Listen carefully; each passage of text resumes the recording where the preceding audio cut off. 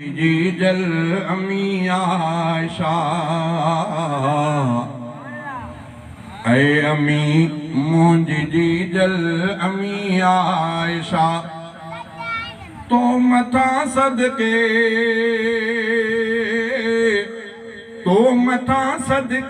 ही तुंहिंजा सभु बचा ऐ अमी मुंहिंजी जी जल अमी आयशा ऐ अमी मुंहिंजी जी जल अमी आयशा तो मथा सदके ही तुंहिंजा सभु बचा ऐ अमी मुंहिंजी जी जल अमी आयशा मुस्तफा के रब ॾेखारी ख्वाब में मुस्तफा के रब ॾेखारी ख्वाब में मुस्तफा के रब ॾेखारी ख्वाब में तुंहिंजी सूरत नामियारी ख्वाब में तुंहिंजी सूरत नामियारी ख्वाब में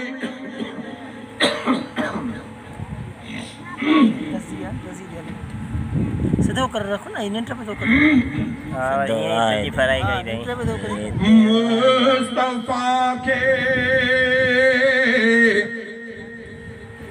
रब ॾेखारी ख्वाब में मुस्तफा के रब ॾेखारी ख्वाब में ज़ात तुंहिंजी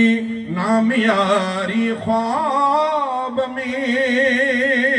तोखे चूंडियो हो नबी अलैहि खुदा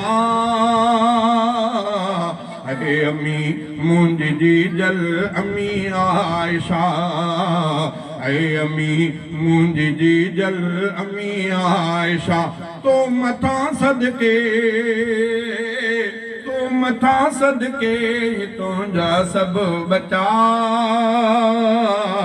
ऐ अमी मुंहिंजी जी जल अमी आयशा आयते ततहीर तुंहिंजे लैल थी आयते ततहीर तुंहिंजे लैल थी आयते ततहीर तुंहिंजे लैल थी नूर सूरत में बिया सुहिणो ज़िकिर भी पाक आहीं तूं अमा बिल्कुल सफ़ा ऐ अमी मुंहिंजी जी जल अमी आयशा ऐ अमी मुंहिंजी जी जल अमी आयशा तो मथा सदके ही तुंहिंजा सभु बचा ऐ अमी मुंहिंजी जी जल अमी आयशा मोमिनन खे साह खां प्यारी अमा मोमिनन खे साह खां प्यारी अमा मोमिनन खे साह खां प्यारी अमा तूं जग जे चाह खां प्यारी अमा तो सां तुंहिंजा प्या बचा कन था वफ़ा ऐ अमी मुंहिंजी जी जल अमी आयशा ऐ अमी मुंहिंजी जी जल अमी आयशा तो मथा सदके ही तुंहिंजा सभु बचा ऐ अमी मुंहिंजी जी जल अमी आयशा रब्बना तक़ब्बल मिन्ना इन्नका अंतस समीउल अलीम रब्बना तक़ब्बल मिन्ना इन्नका अंतस समीउल अलीम व तुब अलैना इन्नका अंतत तव्वाबुर रहीम या इलाहुल आलमीन असां सभिनी जी हाज़िरी खे पंहिंजे बारगाह में मंज़ूर ऐं मक़बूल करणु फरमा। या अल्लाह जिन दोस्तनि ही प्रोग्राम रखियो या इन में हिस्सो वरितो मिठड़ा रब साईं मुंहिंजा रब साईं उन्हनि सभिनी जे माल इज़त औलाद में बरकत अता फरमा। रब मिठा जेके बीमार आहिनि उनखे शिफ़ा कामिला आजिला अता फरमा। या अल्लाह जेके फ़ौत थी विया मर्द औरतूं